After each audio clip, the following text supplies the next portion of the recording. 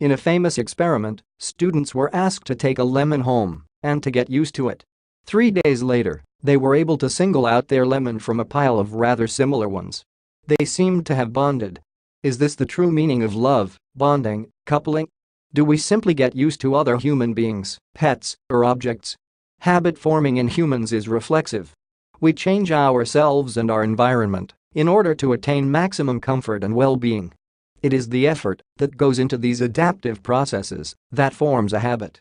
The habit is intended to prevent us from constant experimenting and risk-taking. The greater our well-being, the better we function and the longer we survive.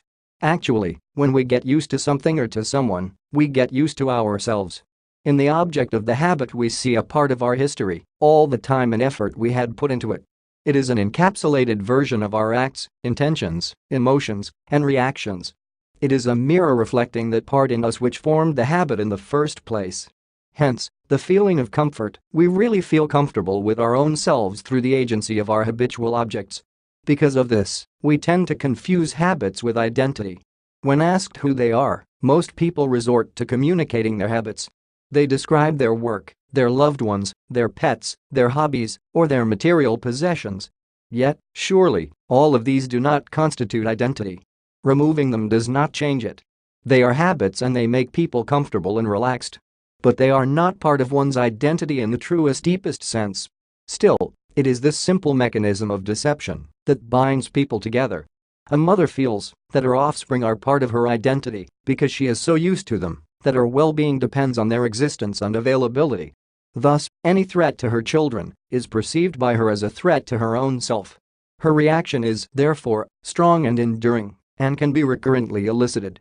The truth, of course, is that her children are a part of her identity in a superficial manner. Removing them will make her a different person, but only in the shallow phenomenological sense of the word.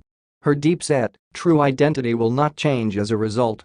Children do die at times and the mother does go on living, essentially unchanged. But what is this kernel of identity that I am referring to? This immutable entity which is who we are and what we are and which, ostensibly, is not influenced by the death of our loved ones. What can resist the breakdown of habits that die hard? It is our personality. This elusive, loosely interconnected, interacting pattern of reactions to our changing environment. Like the brain, it is difficult to define or to capture. Like the soul, many believe that it does not exist, that it is a fictitious convention. Yet, we know that we do have a personality. We feel it, we experience it. It sometimes encourages us to do things, at other times, it prevents us from doing them. It can be supple or rigid, benign or malignant, open or closed. Its power lies in its looseness. It is able to combine, recombine and permute in hundreds of unforeseeable ways. It metamorphoses and the constancy of these changes is what gives us a sense of identity.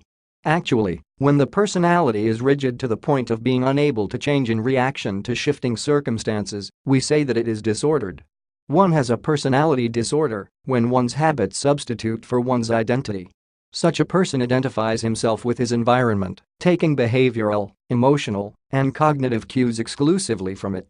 His inner world is, so to speak, vacated, his true self merely an apparition. Such a person is incapable of loving and of living. He is incapable of loving because to love another one must first love oneself. And, in the absence of a self that is impossible. And, in the long term, he is incapable of living because life is a struggle towards multiple goals, a striving, a drive at something. In other words, life is change. He who cannot change cannot live.